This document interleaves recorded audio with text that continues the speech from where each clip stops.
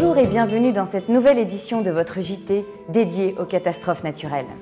Le 24 août dernier, un séisme frappait le centre de l'Italie, faisant près de 300 morts et 400 blessés. La secousse a endommagé 293 bâtiments historiques et a été ressentie jusqu'à Rome, à 120 km de là. Cette terrible catastrophe nous rappelle que la France est aussi exposée aux risques sismiques, et plus particulièrement la région PACA, fortement urbanisée. Quelles seraient les conséquences d'un tel séisme sur notre territoire? Nous essaierons de répondre à cette question dans ce JT spécial consacré aux risques sismiques. Nous verrons ensuite l'actualité CatNat de ces dernières semaines. Le risque qu'un séisme destructeur se réalise en France est réel. Le passé l'a déjà montré. Pour mieux se préparer, il faut donc regarder l'histoire. C'est en partie ce que fait le BRGM, Bureau de recherche géologique et minière. Les experts du bureau ont en effet mis en place la base SisFrance, recueillant les données des séismes passés.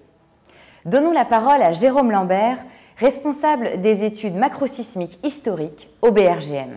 Je suis spécialisé dans la reconstruction de l'histoire sismique en France et à l'outre-mer. Donc, qu'est-ce que ça veut dire reconstruire l'histoire sismique? Ça veut dire essayer de trouver à partir des témoignages écrits, essentiellement, la trace d'anciens tremblements de terre. Et puis ensuite de ça, de les caractériser. La sismicité dite instrumentale, elle ne mesure rien sauf l'échelle de Richter. Donc c'est une mesure d'énergie, point barre, reliée à une profondeur. Donc moi je mesure le vécu du tremblement de terre. Qu'est-ce qui s'est passé au niveau des humains, au niveau des bâtiments et au niveau de l'environnement d'une façon générale. Parmi les plus importants, donc il y a le séisme du 21 juin 1660 dans les Pyrénées. Vous avez en 1580 dans la région du détroit de Calais. Vous avez en 1799 le 6 janvier dans la région de Nantes, à l'outre-mer, pour parler par exemple de la Guadeloupe et de la Martinique, enfin de la mer Caraïbe d'une façon générale. On a deux séismes très importants. En 1843, le 8 février à la Martinique, avec des dommages et des morts. Là, c'est vraiment épouvantable. Et puis en 1839, quelques années avant, à la Martinique. Alors parmi les séismes les plus récents mais violents, on va se contenter de ça, je dirais que c'est 1967. Donc vous avez l'affiche dans mon dos. Alors là, il y a eu un mort, mais beaucoup de destruction. Le village a été à moitié rasé, hein, il faut être honnête. Et puis le plus violent d'entre eux, au cours du XXe siècle, c'est 1909, le 11 juin en Provence. Il y a quand même eu 46 morts et 7 ou 8 villages très endommagés. La zone la plus susceptible pour les tsunamis sur le territoire français, naturellement, ce sont les Antilles. Donc ça c'est évident, on est sur des zones qui sont plutôt proches des zones de subduction, alors que le territoire français ne l'est pas du tout. Par contre, on peut subir l'influence de phénomènes lointains. Tout à l'heure, j'évoquais le séisme du 1er novembre 1755, le méga séisme en Europe. On n'a jamais fait mieux, entre guillemets, depuis cette époque. Et là, j'ai essayé de reconstituer les effets le long de la côte espagnole, du Maroc, du Portugal, de la France, de la Grande-Bretagne, des Antilles et de l'Irlande. Voilà, donc ça a été un tsunami transocéanique, mais a priori, le tsunami correspondant n'aurait pas eu vraiment une influence déterminante sur les côtes françaises qui ont été protégées par le Cap Finistère. Comme justement, nous, on a une sismicité qui est relativement faible à l'échelle mondiale. Faut pas se leurrer, on n'est pas le Japon, on n'est pas à Sumatra, on n'est pas sur d'autres secteurs, je sais pas, le long de la côte d'Amérique du Sud, côté Pacifique. Non, on n'aura pas ces grands tremblements de terre-là. Mais comme on est un pays développé, comme on a beaucoup d'industries et de choses qui sont plus ou moins à surveiller de près, comme en tant qu'usine, par exemple, ou des édifices, ou des bâtiments, ou ainsi de suite, le retour d'un tremblement de terre d'une magnitude 5, pour nous, c'est déjà quelque chose d'important. Magnitude 6, il en arrive un par siècle, par exemple, un ou deux, pas maximum. Mais magnitude 6 à une dizaine de kilomètres de profondeur, vous avez des dommages qui sont généralisés sous l'épicentre. Alors qu'est-ce qu'on fait? On vaut mieux prendre ses précautions, on fait de la prévention. On construit parasismique, on applique un zonage pour l'application des règles parasismiques de construction, c'est-à-dire ça c'est paru au journal officiel, c'est d'ailleurs le BRGM en est à l'origine, on publie une carte en disant « Attention, danger dans ce secteur-là ». Sur 1000 ans d'histoire, les sismologues ont appris qu'en moyenne, un séisme fortement destructeur et 4 séismes responsables de dommages importants avaient lieu par siècle en France. Même s'il est impossible de dire quand cela pourrait se produire, il existe un risque qu'un séisme majeur se déclenche près d'une grande ville de la région PACA, comme Nice. Regardez notre reportage. Comme les régions des Alpes ou des Pyrénées, la région PACA est soumise au risque sismique. La terre tremble ainsi régulièrement à Nice sans que cela soit forcément ressenti ou n'entraîne de dégâts. Pourquoi y a-t-il une telle activité dans la région ? Habituellement, on considère que les plaques tectoniques sont rigides et que la déformation et les tremblements de terre se font plutôt aux limites des plaques. En réalité, c'est un peu plus compliqué que ça. Les plaques se déforment aussi dans leur milieu et on peut avoir des concentrations de déformation et on peut avoir des séismes à l'intérieur des plaques. On a toute la zone adriatique qui est plutôt la partie italienne et qui va plutôt interférer sur les Alpes, le Jura et voir les Vosges. Selon Antoine Schlupp, à partir d'une magnitude de 6 sur l'échelle de Richter, un séisme aurait des conséquences très sévères. Cela serait le cas par exemple de la ville de Nice qui compte plus de 350 000 habitants. La ville a servi ainsi de site pilote depuis les années 90 pour étudier l'impact d'un séisme sur une grande commune. Concernant les conséquences d'un séisme sur Nice et les dégâts matériels qu'on pourrait estimer, il est difficile de le prévoir avec précision. Tout dépendra des caractéristiques du séisme, magnitude, profondeur, distance des côtes niçoises, également de l'organisation et du comportement des populations et des autorités pour gérer cet événement.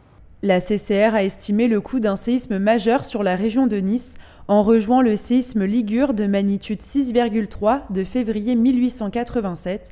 Pour cela, l'épicentre de l'événement a été déplacé à 30 km au large de Nice. Nous étions arrivés à une fourchette de 11 à 14 milliards d'euros, étant entendu qu'on ne parle là que des dommages assurés, et non pas évidemment des dommages économiques, parce que si on prenait la totalité des dommages, il faudrait ajouter les infrastructures qui ne sont pas couvertes par le régime, les réseaux, les dommages évidemment aux personnes, puisque le régime CatNat ne couvre que les dommages aux biens. Donc on aurait évidemment un coût économique beaucoup plus important. Le régime CatNat prévoit de faire face à une catastrophe de cette ampleur. Sa structure prévoit l'intervention de plusieurs niveaux d'indemnisation. Pour un événement de ce genre, c'est l'ensemble des acteurs du régime qui seraient mobilisés, donc les assureurs, les réassureurs, dont CCR évidemment, et l'État. Et la garantie d'État est faite pour ça, et c'est une garantie de solvabilité pour tous les sinistrés, c'est très important de le dire, mais évidemment, c'est pas pour autant qu'il faut négliger la prévention. Aux côtés des assureurs, les responsables publics doivent se préparer à la survenue d'un séisme important dans la région. C'est d'abord un travail de prévention qui vise à développer la culture du risque auprès des populations, notamment en ce qui concerne le respect des normes parasismiques pour les maisons privées, obligatoires depuis 1994, mais qui ne sont pas toujours bien respectées par souci d'économie. Pour améliorer le respect de ces règles de construction parasismique, certes le contrôle est important. Il faut veiller à un contrôle pédagogique, à diffuser les résultats de ces contrôles et expliquer en quoi on peut mieux respecter ces règles de construction. Il faut aussi et surtout faire preuve de pédagogie, mieux communiquer sur les objectifs et les principes de ces règles, former les artisans et l'ensemble de la chaîne de l'acte de construire. L'information préventive sur le risque sismique, c'est vraiment inculquer la connaissance de l'aléa sismique auprès de la population, en diffusant massivement des brochures sur le risque sismique de manière à ce que la population puisse avoir connaissance de l'aléa sur la commune et également les bons gestes à suivre en cas de secousse sismique. Plus que les risques matériels, on peut craindre également des pertes humaines en cas de séisme de cette ampleur. La simple chute de tuiles dans les rues pourrait être très dangereuse. Les acteurs publics, communes et préfectures se préparent donc déjà à la gestion d'une crise. La région Provence-Alpes-Côte d'Azur se prépare à la survenue d'un éventuel séisme majeur au travers d'un cadre d'action qui a été décidé par le préfet de région et coécrit avec l'ensemble des acteurs du territoire, dont les objectifs principaux sont affiner la connaissance de l'aléa sismique pour mieux prioriser les actions en matière de prévention, développer la conscience et la connaissance du risque sismique chez les populations pour qu'elles se préparent à un éventuel séisme et sachent également les actions de prévention qu'elles peuvent mener à leur niveau, se préparer tout simplement à la gestion d'une crise sismique qui peut se produire dans les années à venir et également favoriser l'application des règles de construction et développer le contrôle les concernant. À Nice, l'une des principales difficultés en cas de séisme majeur serait l'organisation des secours. Dans un paysage très escarpé, fermé par la mer et rendu encore plus difficile d'accès en cas de déformation ou coupure des routes, les secours seraient mis à rude épreuve. Autorités et populations s'entraînent donc à acquérir les bons réflexes. En octobre 2016, nous allons participer en lien avec les services de l'État à un exercice Richter 06 qui se déroulera sur 2 jours, de manière justement à tester toutes nos procédures, les relations, les liaisons entre les différents partenaires opérationnels. Et l'objectif, si vous voulez, c'est d'identifier d'éventuels dysfonctionnements de manière à pouvoir s'améliorer. Un grand tremblement de terre près de Nice aurait des conséquences certainement très lourdes, mais il reste très difficile pour les experts de déterminer le risque réel sur la commune de Nice, située dans une zone sismique modérée, car les variables sont très nombreuses. La réaction des populations et l'organisation des secours en sont des majeures, mais le principe de précaution impose aux autorités et aux assureurs de s'attendre au pire. Pour finir ce JT, je vous propose tout de suite de regarder notre tout en images dédié à l'actualité des CatNat. Un tremblement de terre d'une magnitude de 7,8 sur l'échelle de Richter a frappé le 16 avril l'Équateur sur sa côte pacifique. Une secousse encore plus violente qu'Haïti en 2010, mais moins meurtrière. Il a toutefois causé la mort de 700 personnes et a laissé près de 29 000 sans-abri. Les coûts économiques ont été estimés à environ 3 milliards de dollars. Une lente reconstruction se met en route. Dans les Bouches-du-Rhône, plusieurs incendies, attisés par des vents violents, ont ravagé plus de 3300 hectares de végétation dans la nuit du 10 au 11 août dernier. 1800 pompiers étaient mobilisés. 3 personnes ont été blessées et au moins une vingtaine d'habitations détruites. D'après le commandant du groupe de gendarmerie du département, l'incendie serait d'origine humaine.